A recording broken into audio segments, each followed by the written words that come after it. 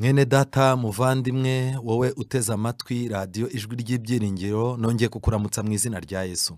Nongeye kuguha ikaze muri uyu mwanya wo kwiga ijambo ry'Imana, kandi nkwifuriza cyane gukomeza kudapfusha ubusa aya mahirwe Imana yatugeneye muri iki gihe turimo twiga ijambo ryayo muri rivuna ryacu rifite insanganyamatsiko ivuga ngo ibitero bigabwa ku mugaba w'ingabo.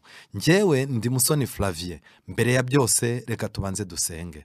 Uhoraho Mana nziza, Mana yaduhaye agakiza, Mana irimo kudukiza uyu munsi, Mana ikomeza guteganya kudukiza uko Satani agenda dutega imitego ukaducira icyanzu, izina ryawe rihabwa icyubahiro. Tumanitse amaboko kuko intambara aho igeze irimo iratunanira, ariko tuzi neza ko ari wowe mugaba w'ingabo. Tumanitse amaboko ko kwirwanirira bitunaniye kugira ngo uduhe imbaraga zo kunesha kandi urwanirire muri twe. Muri uyu mwanya tugize amahirwe adasanzwe yuko tugiye kwiga ijambo ryawe. Ngwino ubane natwe, uduhe amatwi yumva icyo umwuka abwira itorero, kugira ngo binyuze muri iri jambo Mwuka wera akabakaba imitima yacu yabaye akahebwe, tubashe gufata imyanzuro myiza yo kuba mu ruhande rwawe, kandi bitubere bityo. Tubisabye mu izina rya Yesu, amen. Nkuko nabikubwiye, ndi Musoni Flavien. Uyu ni umwanya mwiza tugiye kwiga ijambo ry'Imana rifite insanganyamatsiko ivuga ngo inyenyeri yizewe yakugeza aho ujya. Inyenyeri yizewe yakugeza aho ujya. Mu by'ukuri inshuti yanjye, buri muntu wese mu rugendo aba agomba kugira ikimufasha. Umwe ashobora kuba afite ikarita, undi ashobora gutangira urugendo afite amakuru y'umuntu wamuhaye aho azajya, undi ashobora kugenda afite ibimenyetso bizagenda areberaho bimwereka aho agiye. Undi turi mu gihe cy'itumanaho, turi mu gihe cy'iterambere, undi ashobora kuvuga ati ngewe nzafata urugendo, nzaba mfite telefone, uzagenda unyobora. Ariko murabizi ko rimwe na rimwe hari igihe biba ngombwa yuko ujya kureba umuntu, wajya kumusura, wajya kugerayo telefone umuriro ukagushirana, cyangwa se wagera aho yagombaga kukuyoborera umuriro nawe ukamushirana. Ngira ngo mwese ibyo mujya mubyumva. Rero urugendo rw'iby'umwuka rugomba gutegurwa. Ntabwo ari urugendo umuntu atangira ngo avuge ngo ningeri runaka ngo kazanyobora anjyana aha, kuko hari igihe ushobora kuzageraho washakaga ko wamuna kuyobora ugasanga umuriro w'iby'Imana waramushiranye, cyangwa se ugasanga iby'Imana yarakonoje, cyangwa nawe ukahagera utakibasha kumenya gutandukanya icyiza n'ikibi. Tugiye kureba icyigisho cyiza kigaragaza inyenyeri yayoboye abantu ikabageza aho Yesu yavukiye. Ariko turi bwibaze ngo uyu munsi wa none, kugira ngo nzahinguke ku marembo y'ijuru, kugira ngo nzahinguke mu maso y'umukiza, niyihe nyenyeri yizewe yanyobora ikazangeza ku kugaruka kwa Kristo ntayobye? Amen. Nshuti zanjye, ngiki cyo turi bugeho. Turibanda cyane mu butumwa bwiza uko bwanditswe na Matayo igice cya 2, abanyabwenge baramya Yesu. Mu gihugu hano tugiye kureba uburyo abanyabwenge bagiye kuramya Yesu, tugiye kureba inyenyeri yabayoboye, ariko tuze kureba ese aba bantu barebye mu kirere gusa bahita baza bakurikira inyenyeri? Urugamba, intambara bahanganye nayo, ese igitero Satani yabagabyeho kugira ngo batajya aho Yesu yavukiye ni ikihe? Ese uyu munsi wa none uburyo Satani yabarwanyije akabaca intege kugira ngo badahinguka aho Yesu yavukiye, ese Satani bwo we ntagiye kubikoresha kugira ngo avangire abantu, abavangire kugira ngo batagira imyiteguro ishyitse yo kugaruka kwa Yesu? Reka turebe ubutumwa bwiza uko bwanditswe na Matayo igice cya 2 umurongo wa 1. Yesu amaze kuvukira i Betelehemu mu gihugu cy'Iyudaya ku ngoma y'umwami Herode, haza abanyabwenge baturutse iburasirazuba bagiye Yerusalemu, barabaza bati, umurongo wa 2, umwami w'Abayuda wavutse ari hehe? Ko twabonye inyenyeri ye turi iburasirazuba, none tukaba tuje kumuramya. Iki cyari ikintu gikomeye. Bageze i Yerusalemu batagishidikanya. Icyambere, bari baje bayobowe n'inyenyeri, ariko bari bamaze kumenya ko iyo nyenyeri si inyenyeri isanzwe, ahubwo bayobowe n'inyenyeri ye. Mu magambo make, ni umuntu ukomeye wavutse ufite n'ububasha bwo kuyobora inyenyeri akayishyiraho ikabayobora. Ikindi kandi, ko twabonye inyenyeri ye turi iburasirazuba, none tukaba tuje kumuramya. Bageze i Yerusalemu batakizanywe n'amatsiko, ahubwo bamaze kwinjira mu ntambara yo kuramya. Amen. Mu magambo make nagira mbabwire ngo hari impamvu zidutera kujya gushaka Imana, kandi izo mpamvu zigomba kuba impamvu nyamukuru, impamvu zidutera kuza gushaka Imana no kuduhingutsa ku Mana. Impamvu nyamukuru nta yindi ni ukuramya. Niyo mpamvu nagira mbabwire ngo niba twaraje mu by'agakiza, agakiza twajemo ntikazatujyane ngo impamvu yacu ntiba ari ukuramya nyakuri. Byanga byakunda intambara yo kuramya iri imbere yacu ntabwo tuzabasha kuyitsinda. Reka twinjire muri iki gitekerezo. Gusa mbere y'uko umenya neza ibyo iki gitekerezo kivuga cyo muri Matayo igice cya 2 umurongo wa 2, mbere y'uko umenya ibanga ryihishe hano, biragusaba kwiga igitabo cyitwa Uwifuzwa ibihe byose, icyigisho cya 6 cyitwa Twabonye Inyenyeri ye. Muri iki cyigisho nimo ngiye kubabwira amagambo menshi nagiye nkuramo y'incamake nagiye nkora muri iki cyigisho, kandi turasoza tubonye urugamba rwa Satani ku myiteguro yacu uyu munsi wa none. Ariko mbere ya byose yuko wiga iki gitabo cyifuzwe byose, iki gitekerezo kitubwira yuko abanyabwenge b'iburasirazuba n'ubundi bari basanzwe bagira umuhango wo gukurikirana iby'Imana y'Abisiraheli, kandi bari basanzwe nanone hari amahirwe, hari uburyo Imana yajyaga ikunda abantu bakunda kwiga Imana bayigiye mu byaremwe, noneho Imana ikabihishurira atari uko ibyaremwe ari Imana, ahubwo ibyaremwe kuko bitunga urutoki Imana babyinjiranagamo n'umutima wabo wose n'imbaraga zose, bikarangira ibyaremwe bibabwiye ngo si njye Mana, ahubwo Imana yo mu ijuru yandemye ngiriya. Ibyo byatumaga rero barajyaga bageraho bakava mu bupagani bwabo bagatumbira ibyo kwizera kw'Abaheburayo. Reka turebe mu gitabo cy'Abahanuzi n'Abami, ni kuri paje ya 313, ariko ubwo abenshi mushakire mu cyigisho cya 29 Abahanuzi n'Abami, igitabo cyanditswe na Ellen White. Bagaragaza yuko aba banyabwenge mu gihe cya kera higeze kubaho n'abandi banyabwenge, kandi aba banyabwenge nabo bari abanyabwenge bo mu bibaya by'imigezi ya Tigrisi na Efurate. Mu magambo make ni Babuloni, ariho hitwaga iburasirazuba. Aba bantu bitaga mu kwita ku kwiga iby'inyenyeri, bahoraga bita ku kwiga iby'inyenyeri. Mu gihe cya kera aba bantu bari barigeze kurebera ku cyuma cyerekana igihe, bitegereje igicucucucu basanga cyasubiye inyuma intambwe 10, baratangaye cyane. Aha ni mu gihe cya Hezekiya, niba mubyibuka neza. Muribuka ko Hezekiya yongerewe iminsi. Noneho rero aba bantu nabo bagize ikintu bamenya, kandi noneho ikindi kintu gikomeye ndimo muri icyo gitabo cy'Abahanuzi n'Abami, bavuga yuko igihe bavumburaga yuko igicucucucu cyasubiye inyuma ku cyuma bamenyeragaho igihe. Aba bapagani bari barashinze icyuma, icyo cyuma bakimenyeragaho igihe. Umunsi umwe babyutse basanga igicucucucu cyacyo cyasubiye inyuma intambwe 10. Baratangara, bagiye kubaza umwami wabo witwaga Melokibaradani. Melokibaradani yamenye ko ari igitangaza cyangwa se ikimenyetso cyahawe umwami w'i Buyuda, kandi yohereje intumwa zo kumushimira ko yakize, kandi yohereje abo bantu ngo bagire n'ibindi bamenya ku byerekeye Imana. Mu magambo make, mu gihe cya Hezekiya za ntumwa zahagurukijwe n'icyuma bari barebeyeho. Bamaze kurebera kuri icyo cyuma, babona igicucucucu cyacyo cyasubiye inyuma, bamenya ko ari ikintu cyabaye kandi muri Isiraheli, kuko muri Isiraheli niho babaraga yuko amateka y'ubuhanuzi ari. Umwami wabo rero ababwiye ati ibi bintu byabaye bifitanye isano n'Abayuda, kuko Imana iyobora ikirere ubu ngubu ni Imana y'Abayuda. Nshuti zanjye, murumva ko abapagani baba bafite ukuntu bamenya ibintu. Rero hashize imyaka myinshi, abandi banyabwenge ari baba dusoma muri Matayo igice cya 2 noneho baturutse n'ab'iburasirazuba. Aba bantu baje ari itsinda rigizwe n'amatsinda 3. Muri bo hari abantu bo mu miryango ikize y'abanyacyubahiro, abana bavuka mu ngo zikomeye, bari bafite amahirwe yo gutembera, bari bafite amahirwe yo kwiga amashuri akomeye, ariko Imana yifuzaga yuko aba bantu b'abanyacyubahiro bakomeye bazajyana amakuru yo kuvuka kwa Yesu. Aba kabiri n'abigishaga ibintu byo kwizera ariko badafite gihamya. Hari abantu muri kiriya gihe bigishaga ibyo kwizera ko hari Imana yaba iriho, ariko barabuze gihamya. aba nabo Imana yishimiye ko bakwinjira muri ririya tsinda.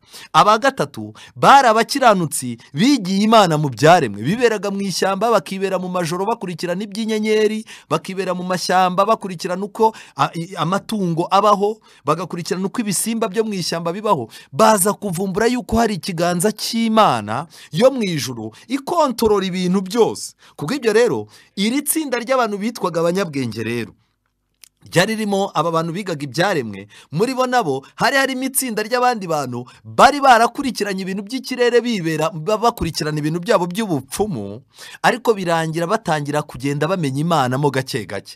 Rero nshuti zanjye, ngiri itsinda ryahagurutse. Mu guhaguruka ubwo bigaga iby'inyenyeri, bashakaga kumenya byimbitse ibanga ryihishe mu by'inyenyeri. Ariko uko bwacyaga bukira, barushagaho kugira amatsiko y'ibintu by'inyenyeri. Bageraho amakuru barayabura. Bayabuze, mu gitabo cy'umwuka w'abahanuzi baranditse ngo bahindukiriye ibyanditswe bya Giheburayo. Amen. Baravuze bati rero, amakuru yizewe asobanutse twayakura mu byanditswe bya Giheburayo. Nshuti zanjye, najya mbabwire ngo ibi byanditswe bya Giheburayo nibyo bashakiyemo igisubizo. Umwanzuro wa mbere rero, abamarayika b'Imana, imbaraga z'ijuru byahise bizana bijya kuri aba bantu, kuko umuntu wese ushaka kugira icyo amenya abiciye mu byanditswe byera. Iyo ni gahunda y'Imana kugira ngo imupangire, imutegurire urugendo. Amen. None se aba bantu ko bayobotse kugira ngo bamenye icyerekezo cy'icyo bashaka, bahahindukiriye ibyanditswe bya Giheburayo. Urugendo rwo kuvuka kwa Yesu bari batangiye kuruhingukamo neza. Uyu munsi wa none abanyamadini barashaka kwitegura kugaruka kwa Yesu, ariko batabyize mu byanditswe byera. Abantu barashaka gukura amakuru kuri radiyo, gukura amakuru kuri televiziyo. Abantu nta mwanya wo gucukumbura mu byanditswe byera bafite. Ese aba bantu bazahinguka ku Mukiza? Ntibishoboka. Nta muntu n'umwe ushobora guhinguka ku Mana no ku byayo atarehejwe n'ibyanditswe byera. Nshuti zanjye, najya mbabwire ngo Imana irimo irakora umurimo. Muri no minsi ibitabo by'umwuka w'ubuhanuzi birimo biragurwa n'abantu tutizera kimwe. Urasura umwizera ugasanga umwizera wacu nta gitabo cy'intambara ikomeye agira, nta rengera ubuzima agira, nta nama ku mirire agira. Ibitabo byose dufite, ubu butunzi dufite, abantu benshi ntago barimo kubukoresha. Ndagira ngo mbabwire ngo iyi mizingo y'Abaheburayo i Yerusalemu yarahabaga, ariko mu cyigisho cyabanje twabonye uburyo Satani yabavangiye bashaka imyiteguro idaturutse mu byanditswe. N'uyu munsi wa none niko bimeze. Abizera bacu nta mwanya bafite wo kwisomera ibyanditswe byera, ndetse abenshi usanga baharaye bashaka utugambo duto duto batoraguriye ku ruhimbi, utugambo duto duto batoraguriye ku tubwirizwa. Ubu hari n'abandi baba bategereje kubakwa n'utuntu bari butoragure kuri za WhatsApp. Nshuti zanjye, kugira ngo uhinguke ku Mukiza ntibishoboka utahindukiriye ibyanditswe bya Giheburayo. Igihe kirageze ngo duhindukirire Bibiliya n'umwuka w'ubuhanuzi, aba ariho dutangirira urugendo. Aho honyine niho tuzakura amahirwe. Nshuti zanjye, reka nkwibutse uyu munsi wa none, nubwo abantu benshi bamaze guhaga ibyigisho by'ishuri ryo ku isabato, komande nyinshi yabyo irimo iratangwa n'abantu bo mu yandi madini. Barimo barabyiga, bararyohewe, barimo barabitangirana urugendo. Urimo uraha umuntu igitabo cy'intambara ikomeye, akabyina akavuga ati Imana iguha umugisha. Yarangiza mwazahura akakubwira ati ninyoba nzaba ari nge wizize, ubu namenye inzira aho iri. Ariko uyu munsi wa none twebwe, ese i Yerusalemu bahindukiriye ibitabo, bafite ibitabo mu ntoki, barimo bariga ngo bamenye ikigiye kuba. Ngiki ikibazo gikomeye. Nshuti zanjye, aba bantu bari babitse inzandiko zihanura kuza kw'imigisha ivuye mu ijuru. Kumwigisha wagombaga kuva mu ijuru, wagombaga kuzaza azanye imigisha. Rero ibi bintu bari barabikuye he? Reka mbibutse rero nshuti zanjye, muribuka yuko igihe cya Baramu, kubara 24 umurongo wa 17, Baramu yari yareretswe inyenyeri izakomoka mu bwoko bwa Yakobo. Barangije ngo bagiye kubona babona inyenyeri idasanzwe mu zo bari basanzwe bazi. Baravuga batariko mu byanditswe bya Giheburayo iyi nyenyeri nta hantu ivugwa, basanga Baramu yigeze kuyivugaho. Barangije baravuga bati rero ubwo Baramu yayivuzeho tukaba tubonye inyenyeri idasanzwe, twikwirirwa tujya iburengerazuba, twikwirirwa tujya amajyaruguru n'amajyepfo, tujye muri Isiraheli aho ibi bihamya bikomoka, nibo bafite amakuru. Bijya bimbabaza uburyo abantu bajya baza kutubaza amakuru y'umukiza, bajya baza kutubaza amakuru y'ibihe aho bigeze, bajya baza kutubaza amakuru y'uburyo bakwibungabungira amagara mazima, bajya baje kutubaza amakuru y'uburyo bagira imiryango mizima, bagira abana bubaha ababyeyi, bajya baza kutubaza ibanga dukoresha kugira ngo amashuri yacu agende neza, kugira ngo bizinesi zacu zigende neza. Ni iki dukoresha ugasanga abantu baratwubaha kandi tunubaha Imana? Niyihe tekinike mukoresha? Bijya bibabaza kuba abantu baza kukubaza amakuru bagasanga nawe ntayo ufite. Reka mbaho urugero rworoshye. Ni nk'uko umuntu yaba avuye mu cyaro ahetse igikapu, bakamubwira bati nugera Nyabugogo uzashaka umuntu wese uzatambuka, uzamubaze ngo runaka ni hehe, narangiza azakujyana ahakugeze. Warangiza byaba bitangaje kuba waheka igikapu ukagera Nyabugogo witwa kuri umuturage, abantu bakubona kuri nkandagira bitabo, ugahamagara umuntu w'umusirimu wambaye amarineti, ufite igikapu, ufite telefone, ufite ama ekuteri, bigaragara ko ari umusirimu rwose wo mu mujyi. Warangiza ukamubaza uti runaka ni he ko bambwiye ko abantu bose bahazi? Yarangiza akakubwira ati aho hantu simpazi kandi maze igihe mu mujyi wa Kigali. Bigaragaza yuko nawe utazi umujyi wa Kigali. Rero nshuti zanjye ni nako bimeze. Igihe cyose umuntu aje kukubariza w'iby'Imana agasanga nta makuru yabyo ufite, biba bigaragaza yuko ibyo urimo utazi ibyo ari byo. Barangije rero bafashe urugendo, babonye inyenyeri yaka cyane igendera mu kirere, ntiyari inyenyeri isanzwe, yabateye amatsiko. Amen. Igihe cyose umuntu afite amatsiko y'iby'Imana, yarangiza akaba afite ibyanditswe bya Giheburayo mu biganza bye, ntashobora kuyoba. Ya matsiko ye aba afite imbaraga. Ariko uyu munsi wa none dufite abantu baza mu itorero kubera ko bafite amatsiko yo kubona korari y'igitangaza babonye kuri televiziyo, bafite amatsiko yo kumva umubwiriza w'igihangange bumvise udasanzwe, bafite amatsiko yo kureba urusengero rw'irunaka rukomeye bavuga ko ari urwa mbere muri Kigali, bafite amatsiko yo kureba idini runaka bavuga yuko rifite abizera benshi. Kuko ibyo rero usanga kenshi na kenshi amatsiko abantu bahagurukana bazana mu by'agakiza ni amatsiko atayobowe n'ibyanditswe bya Giheburayo.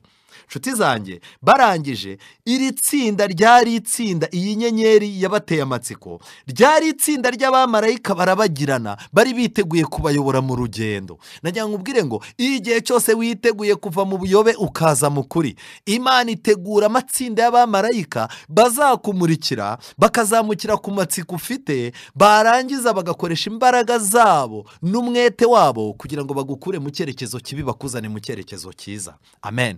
Ngiki cyatumye aba bamarayika bajya kwa Loti. Barahageze bereka Loti ibibazo bihari, baranamubwira bati tuje kurimbura aha hantu, bwira abantu bo mu rugo rwawe niki. Ariko ngo Loti ararandaga, arazarira. Igitabo cy'Itangiriro igice cya 19.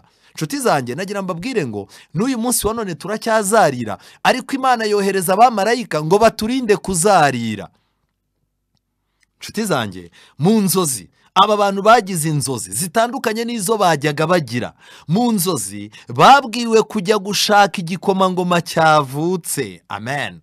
Mu nzozi bamaze kubwirwa kujya gushaka iki gikomangoma cyavutse. Nimureba neza muri Bibiliya mu Baheburayo hari amagambo akomeye cyane. Abaheburayo igice cya 11 hari amagambo nkunda. Abaheburayo igice cya 11 umurongo wa 8, Bibiliya iravuga ngo iki? Kwizera niko kwatumye Aburahamu yumvira Imana imuhamagariye kujya aho yari agiye kuragwa, nuko agenda atazi yajya. Amen. Kuva aba bantu bafata umwanzuro, aba banyabwenge bafata umwanzuro wo guhaguruka bakajya aho batazi, bayobowe n'ibyanditswe bya Giheburayo. Mu magambo make, Imana yahise ibita bizera. Amen. Uyu munsi rero wa none ntago umuntu yitwa umwizera mu itorero bitewe n'imyaka myinshi amaze, ntago umuntu yitwa umwizera muri iri torero bitewe n'ububasha afite, ntago umuntu yitwa umwizera muri iri torero bitewe n'ibintu byinshi yatanze. Umuntu yitwa umwizera bitewe n'uko yahagurukijwe n'ibyanditswe, yarangiza abamarayika b'Imana bakamutera amatsiko, kandi yarangiza agahaguruka atazi yajya, agahaguruka ajya mu by'Imana atazi inyungu azabikuramo, atazi n'umunezero wabyo n'iki, ariko akavuga ati Imana ubwo umuhagurukije ndagiye. Mbe nabo ngabo rero mu itorero usanga aribo baryohewe kuruta baje bafite izindi mpamvu zibazanye. wajyanywe n'iki mu butayu? Ngiki ikibazo njya nibaza, ngiki ikibazo abantu benshi bakwiye kwibaza muri iki gihe. Nshuti zanjye, bahagurutse batazi iyo bajya, ibyo bibahwaniriza no kwizera.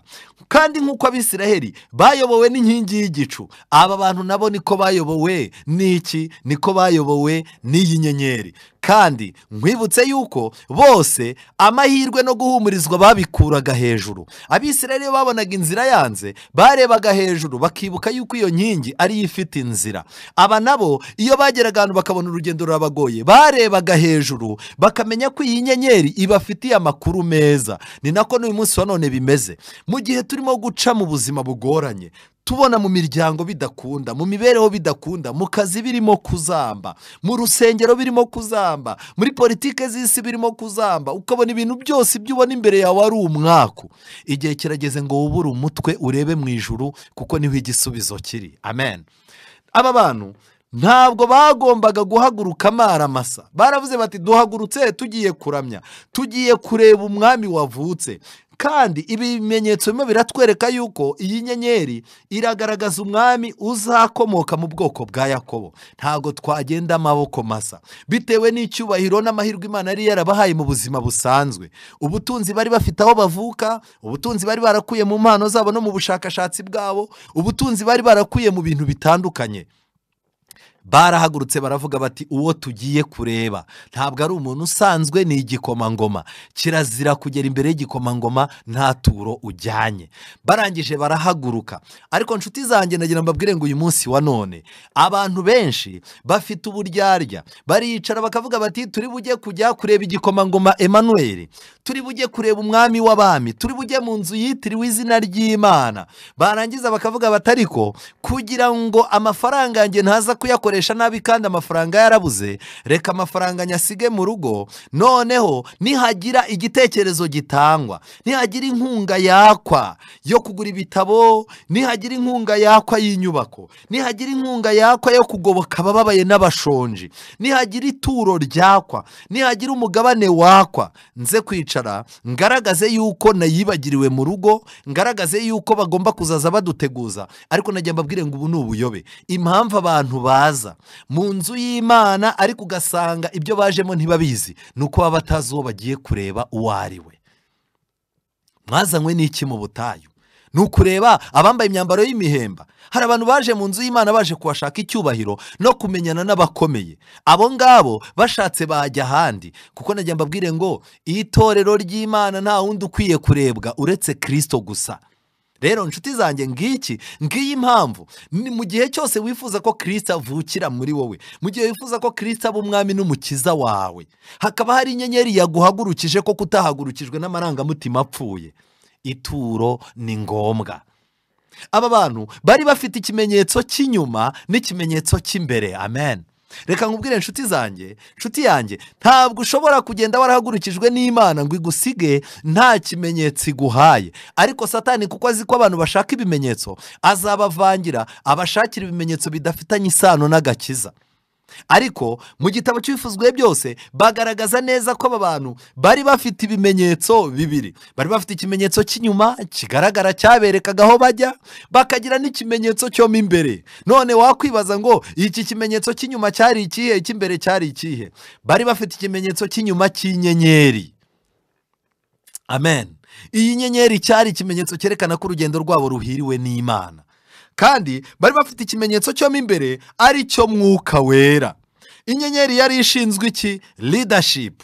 Inyenyeri yari ishinzwe urugendo, yari ishinzwe ubuyobozi, ikabayobora. Niyo mpamvu Yesu yiswe inyenyeri yo mu ruturuturu.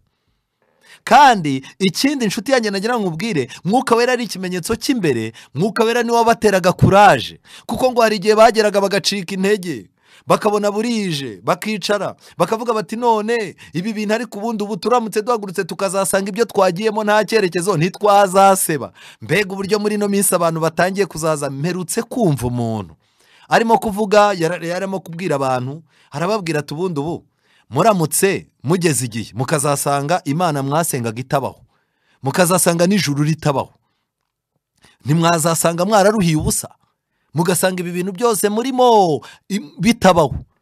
mu by'ukuri nshuti zanjye n'aba bantu baragendaga bakageraho Satani agatera umwe muri bo gutekereza akabwira ati ariko ibi bintu turimo turamutse dusanze twaribeshye, ariko kubera ko bari bafite ikimenyetso cyoma imbere cy'umwuka wera, mwuka wera yarababwiraga ngo iyabahagurukije ni iy'ukuri kandi izabageza aho ibajyanye. Amen.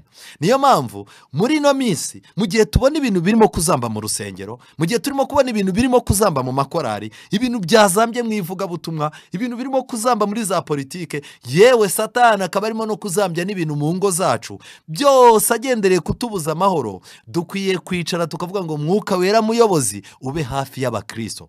Mu by'ukuri inshuti zanjye, hari ibintu ushobora kubona ukabona biraguca intege mu bantu bitwa ko basenga, hari ibintu ushobora kubona ukabona biraguca intege mu bantu bitwa ko ari n'abayobozi, hari n'ibyo uzabona biguca intege mu bantu bitwa ko bamaze igihe mu itorero, ariko niba ufite ikimenyetso cy'imbere ari cyo mwuka wera, mwuka wera azakubwira ko iyaguhagurukije itabeshya izakugezayo amahoro. Amen. Rero inshuti zanjye, iki kintu kirakomeye. None ni iki cyatumaga aba bantu bagira umwete? Nuko bari bagiye kureba umuntu ukomeye wagombaga kuvuka mu muryango wa Yakobo. Kubw'ibyo rero hari ibyiza byabashyizwe imbere. Amen. Kristo ajya kwemera kudupfira ku musaraba, Bibiliya iravuga ngo ibyiza byamushyizwe imbere byatumye yemera kuducungura. Uyu munsi rero natwe dufite agakiza, dufite gucungurwa, dufite kurokorwa, dufite ubugingo buhoraho. Ibyo ni ibyiza byadushyizwe imbere. Ibyo bintu bigomba kudutwara uruhu n'uruhande, ibyo bintu bigomba kudutwara umutima, bigatuma nubwo twabona ibyo tubona imbere yacu ari umwaku, tukizera yuko tuzasarura ishimwe. Kandi ibi bintu bikwiye kudusunika, twagera aho tugize intege nke, mwuka wera akatubwira ati nimuze mbageze iwanyu. Amen. Rero mwuka wera niwe wijeje aba bantu kubajyana akabageza aho Yesu yavukiye, kandi mwuka wera niwe uzatujyana nubwo turi abanyantege nke tugwaguza, akatugeza ku gihe cyo kugaruka kwa Yesu, tugahagarara imbere ya Yesu nta bwoba nta n'inenge dufite. Amen. Yesu muri uyu mugoroba na mwuka wera barimo barakubwira ngo nimuze mbageze iwanyu. Nshuti yanjye, kuba tuzerera hirya cyane tukaba twarabuze icyerekezo, hakaba hari abantu batangiye urugendo bafite ubwuzu, ubu bakaba bararuhagaritse. Nshuti zanjye, ni ukubera yuko bagiye babona ikimenyetso kigaragaza yuko turi mu itorero ry'ukuri, ariko babura ikimenyetso cy'imbere ari cyo mwuka wera ubabwira ngo nimuze mbageze ku mwaro amahoro. Amen. Ngwino Yesu akugeze ku mwaro amahoro. Rero nshuti zanjye, aba bantu baragiye bagera i Yerusalemu, bari bazi ko bari bugere i Yerusalemu bagasanga ibintu ntibisanzwe, ariko bageze i Yerusalemu basanga ububyutse bafite mu mutima burangana n'ubukonje buri i Yerusalemu. Hari igihe Imana ihagurutse umuntu ikamuzana mu itorero, akaza akunze iby'Imana, akaza akunze ibyo kwihana, akumva akunze iby'ubutumwa bwiza, akumva akunze ubuhanuzi, akumva akunze abantu b'Imana, yarangiza akabwira Imana ati narakererewe, imyaka namaze muri aya madini y'ibinyoma narakererewe, n'aba bantu barivukiyemo bafite amahirwe. Yarangiza akaza ashyushye, ibintu by'Imana byose akumva arashaka kubishyira mu bikorwa. Yarangiza ubushyuhe afite buba bungana na barafu dufite mu mitima yacu. Aricara akabaza iby'icyacumi, akaba yicaranye n'umurakare, murakare akamubwira ati iby'icyacumi keretse wowe ukirinjije ni wowe ugitanga, twe tugeze ku rwego natwe turi abana b'abatambyi. Yakwicara akabaza ati ariko se ibi bintu barimo kuvuga bya temperance, byo gutandukana n'ibibi, ibi bintu barimo kutwigisha byo kureka kurya ibintu byangiza ubuzima, tukareka kunywa ibyangiza ubuzima, twarangiza tukagira amagara mazima, ibi bintu ni ibiki? Yarangiza akaba yicaranye mu iteraniro n'umuntu w'umukirisitu wacu warakaye w'umubihe, yarangiza akamubwira ati inama irakuka, ibyo bintu biri mu bitabo by'umwuka w'ubuhanuzi ni inama, kandi inama irakuka si akabande. Mbega uburyo Imana irimo gukora ibitangaza, ikagira ibyo ikorera abantu, ariko kubera ko bicaranye n'abarakare, ububyutse Imana irimo gukora ku bantu baje kureba umukiza burangana, ubushyuhe bafite burangana n'ubukonje dufite. birababaje cyane. Nshuti zanjye, bageze i Yerusalemu, basanze Yerusalemu bari mu iroro. Cyokoze icyo bakoze, bakanguye Yerusalemu mu iroro. I Yerusalemu hari haratanzwe inkuru yazanywe n'abashumba yuko Mesiya yavutse. Aba bashumba babwiwe yuko nta nkuru y'abashumba nzima ibaho, ndetse barangije babiyita injiji. Kubw'ibyo rero iyo nkuru bari bamaze kwica amazi, ariko ngo mu mitima y'abatambyi bake umutima waradihaga, bakavuga bati nta nduru ivugira ubusa ku musozi. Nshuti zanjye, aba bantu bageze i Yerusalemu bakanguye leta ya Herode yacunganaga n'abantu bashaka kuyikorera kudeta gusa no kutizera abatambyi. Yahoraga icunga ibintu byayihirika. Iyi leta yashidutse barimo kuyibaza ngo none nimutubwire amakuru y'umwami wavutse ari hehe, aya makuru muyafite gute? Leta ya Herode yaratangaye, itungurwa n'ibihe, ndetse n'ibizera abatambyi. Aravuga ati iyi kudeta irimo gutegurwa abatambyi babifitemo uruhare. Barangije uyu mugabo yahamagaye abatambyi, aravuga ati mufite ibitabo? Abatambyi koko baraje, bavuga ibitabo koko, bavuga ubuhanuzi, ukumva ko ibintu babizi mu mutwe bari baranabiborotse kuruta uko twe twanabiborotse. Ariko ikintu kibabaje, baramubwiye bati tuza, naramuka avutse tuzaguha amakuru, nitwe tuba dufite amakuru. Imana ntishobora gufata amakuru yo kuvuka k'umwana wayo ngo ihahe rubanda giseseka, twe tutayahawe. N'uyu munsi wa none abayobozi benshi b'iby'idini bizeza abantu amahoro no kuryama bagasinzira, bakabwira ati iki kibazo nitwe tukirimo, ikintu kizavuka tuzababwira. Niyo mpamvu umuntu udaherukana n'ijambo ry'Imana, umuntu udafite mwuka w'Imana ngo amuyobore, umuntu utazi iby'Imana irimo gukora mu itorero ryayo, akaba ategereje ayo makuru kuzaza yakura gusa ku bapasitoro n'ababwiriza b'ibirangirire n'abantu ngo Imana yasize amavuta, uyu muntu azagwa mu buhumyi bukomeye kandi azagwa mu buyobe bukomeye. Rero nshuti zanjye, abatambyi bari barangariye mu mirimo yabo, bishimiraga kandi bisingiza. Imyizerere yabo bayigereranyaga n'Abagiriki n'Abaroma, bagasanga bahagaze neza.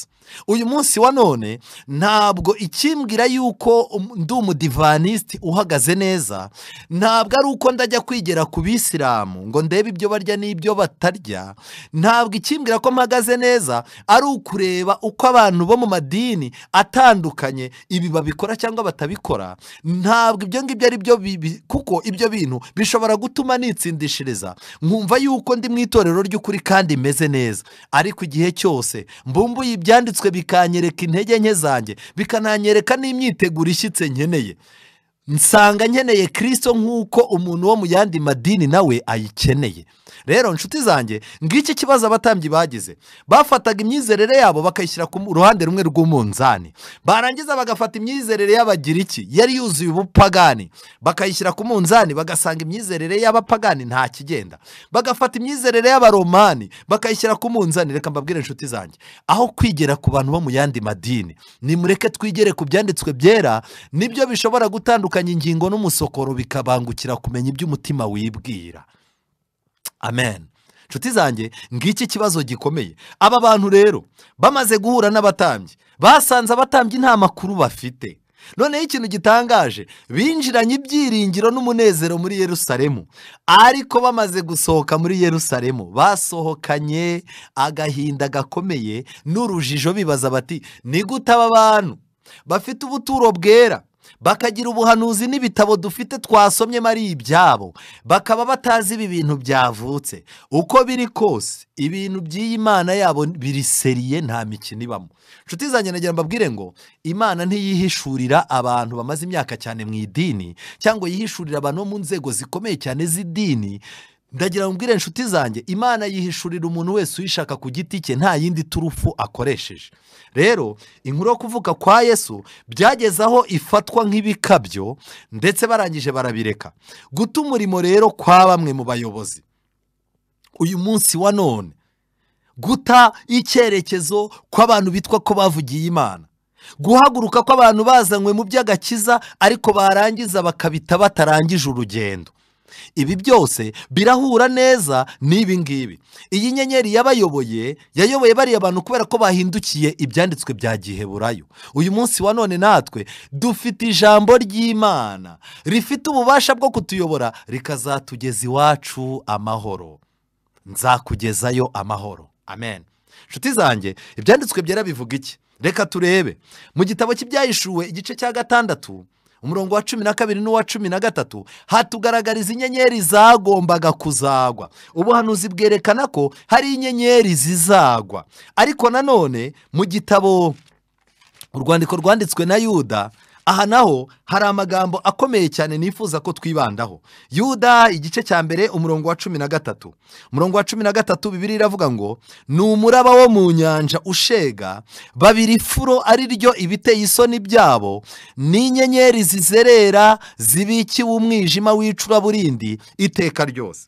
Mu by'ukuri nimureba hano, uyu mugabo Yuda yari arimo kwandika avuga ku bahanuzi b'ibinyoma, ndetse yagaragaje yuko izi nyenyeri zo ni inyenyeri zizerera. Ku bantu bazi amateka y'ikirere, ntabwo inyenyeri zigenda, ahubwo inyenyeri ziguma ahantu hamwe, zarangiza zikareflectinga cyangwa se zigatanga umucyo uzivuyemo imbere. Noneho ikindi kintu gikomeye hano, barimo baragaragaza ababigisha b'ibinyoma ko nabo bazagereranywa n'inyenyeri ariko zizerera.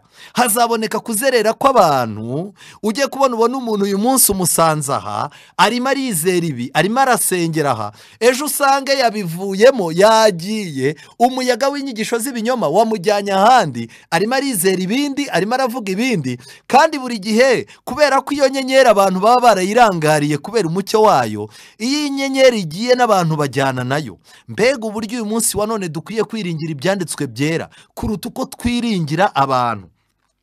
Mu gitabo cya Evenement du dernier jour, cyangwa se icyo bajya bita ibyaduka, ku kagingo ka 640 banditse amagambo akomeye. Baranditse ngo inyenyeri itari imwe twari twarishimiye kubwo kurabagirana kwayo nibwo izazimirira mu mwijima. Buri muntu wese afite inyenyeri ye. Buriya nagira mbabwire inshuti zanjye, buriya uriya muntu muri korari duhereza mikrofone tukamuhindira indirimbo yose ije nziza, tugatatumbwira tuti yitere ni wowe ufite akajwi keza. Uriya muntu ni inyenyeri ya korari. Buriya umuntu muzabona ikintu cyiza, pastor agahita avuga ati ni wowe uzi kuvuga neza, bari wowe ugenda imbere ujye kukivuga. Buriya uriya nawe ni inyenyeri. Umuntu muzumva abantu bavuga bati kanaka arabwiriza ngafashwa, ku buryo rwose ngewe ninkomeza kugenda nawe nzahinguka kuri Yesu pe, uyu muntu azamfasha mugereho. Buriya uriya muntu aba yaramaze kuba inyenyeri. Umuntu muzicara abantu bakavuga ati uyu mudamu aritonda, asura abantu kandi agaburira abashonji. Muri no karitsiye yacu uyu mudamu nta wundi mwasa nawe mu gihande cyacu, ni umuntu w'Imana, n'abandi ndabakanguriye ngo muzamere nkawe. Uriya nawe aba yarabaye inyenyeri. Buriya dufite abantu twagiye twitoranyiriza nk'inyenyeri. Ariko nagira mbabwire inshuti zanjye, ikibazo kigiye kuvuka ni ikihe? Nuko iyo nyenyeri iri mu kirere, ariko umuyaga nuyitwara ukaba utakibona cyangwa ibicu bikayikingiriza. Hari igihe ibicu bikingiriza inyenyeri inshuti yanjye. Hari igihe ibihe bibi by'ubukene bikingiriza umuntu ukamubura mu rusengero. Hari igihe ibihe by'ubuyobe biza bigakingiriza umuntu ukabona nta cyiza gusenga. Hari igihe ibihe byo kwiyemera bikingiriza umuntu ukamubura. Hari igihe umutima wo kwishyira hejuru uba ibihe bikomeye ugakingiriza umuntu ntagaruke muri korari, akishyira imbere ndetse akifuza ko na korari isenyuka. Rero iki ni igihe cyo kwiyubaka ku byera kandi byera cyane. Amen. Rero nshuti zanjye, muri iki gitabo baratubwiye ngo inyenyeri itari imwe twari twarishimiye. Umuntu twashimaga tukavuga tuti kanaka tumaryoherwa n'ubudivanisiti. Kuri icyizere kuri uwo muntu uyoborwe n'inyenyeri ariyo byanditswe byera. Kandi si ibyo gusa, ibyanditswe byera bitugaragariza yuko abahindurira abandi ku bukiranutsi bazaka nk'inyenyeri y'iteka ryose. Bazaka nk'inyenyeri y'iteka ryose kuko hari abantu bazazima, ivugabutumwa riri imbere yacu. Dukwiye kugira icyo dukora kugira ngo Imana igire ikimarira abatuye isi. Kandi hari ubutumwa twahawe. Umuntu buryamana rero, uwo nguwo azazima mu gihe abandi bazaba barimo kwaka bahinduka inyenyeri y'iteka ryose. Uyu munsi umuntu utitaye ku nyungu ze, akaba azirikana inyungu z'umurimo, uyu muntu azakora azakomeza kwaka ntazazima. Ariko dufite abantu bazimye, uganira n'umuntu akakubwira ati ngewe ninjye wubatse rwa rusengero rwanyu, ntumbone gutya sha muri jiya narakaga, uzabaze bakanaka nari umuntu ushyushye ninjye watangije itsinda ryavuyemo ruri rusengero rwanyu, ntundebe gutya ntakibuka isomo. Ubu narabwirizaga. Muri ino minsi hari terimi iriho yo kuvuga ngo tuzamuke twitwikire. Hari abantu barimo gutwika, hari abantu barimo kuvuga rwose baharawe cyane. Ariko njye mbabwire ngo kubera ko umuriro barimo gucana, umuriro barimo gukoresha atari uwo mu buturo bwera wakijwe n'Imana, tugiye guhura n'abantu bazimye. Nshuti yanjye, aya magambo arakomeye. Mu rwandiko rwa kabiri rwa Petero harimo amagambo akomeye nakunze kandi nawe nifuza kugukundisha. Urwandiko rwa kabiri rwa Petero igice cya mbere umurongo wa 19, Bibiliya iravuga ngo nyamara rero dufite ijambo ryahanuwe rirushaho gukomera, kandi muzaba mukoze neza nimuryitaho, kuko rimeze nk'itabaza rimurikira ahacuze umwijima rigakesha ijoro, rikageza aho inyenyeri yo mu ruturuturu izabandurira mu mitima yanyu. Amen.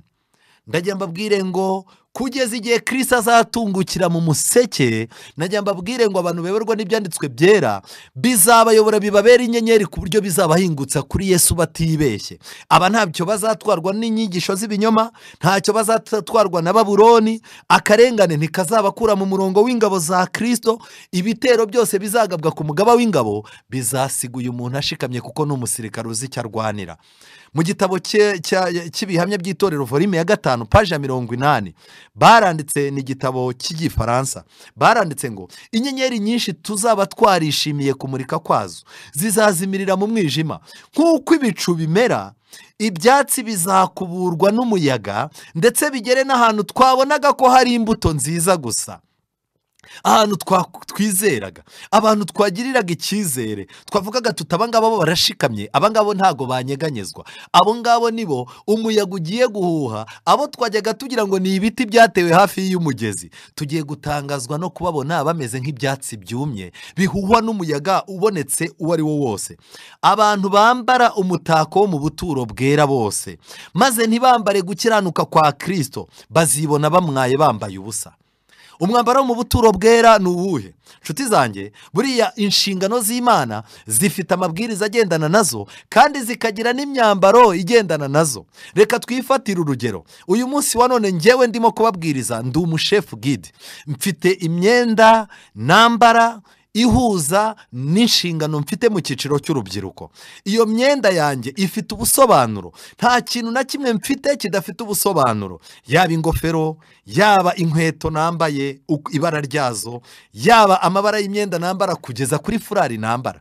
Ariko nshuti zanjye, nagira ngo mbabwire, uwo ni umwambaro wo mu buturo bwera. Kubera iki? Ni ukuvuga ngo mu gihe ndi mu nshingano z'itorero, abantu barandeba, banareba iyo myambaro nambaye, barangiza bakangirira icyizere, bati uriya muntu itorero ryamugiriye icyizere, nanjye reka mugirire icyizere.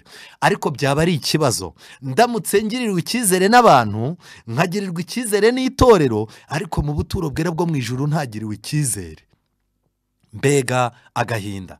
Nshuti zanjye, abantu bambara imyenda ya mifemu, dufite abantu bagendana ibitabo by'itorero, dufite abantu rwose babarizwa mu buyobozi bw'itorero, dufite abantu bamaze igihe mu itorero. Ariko najya mbabwire nshuti zanjye, umuyaga ugiye guhuha uzatandukanya ibiti bifite imizi n'ibyatsi. Ibiti byatewe hafi y'umugezi bizaguma bishikamye. Ariko nshuti zanjye, najya mbabwire ngo umuntu wese uri mu nshingano zera asaba Imana ngo kwera kw'izo nshingano no kwera kw'imyambaro yambitswe n'ubusobanuro bwayo bigende bihamanye n'inshingano yo gukiza imitima, n'icyo Kristo arimo gukora muri twebwe. Bene data, nagira ngo mbabwire ngo aya magambo arakomeye cyane. Uyu munsi wa none dukeneye kuba hafi y'Imana, nk'uko byagenze ku nkuru yo kuvuka k'Umukiza. Ntabwo ubutumwa bwo kugaruka kwe bwahawe abayobozi ba rubanda mu by'iyobokamana, bari barananiwe gukomeza kubungabunga isano bafitanye n'Imana, kandi bari baranze umucyo uva mu ijuru. Aya magambo ari mu ntambara ikomeye, paje 229, ni icyigisho cya 17. Uyu munsi rero mu madini ya kirokore menshi uganira n'umuntu akakubwira ati njyewe ibi bintu nzabanza mbibaze pasitoro, nzabanza mbibaze bishopu, ndetse uganira n'abantu mu madini atandukanye akakubwira ati padiri, apotere wanjye ibi bintu nambwira ko ari byo nibwo nzabikora. Wowe ntabwo uzi intambara turimo niyo kuyoborwa n'ibyanditswe byera.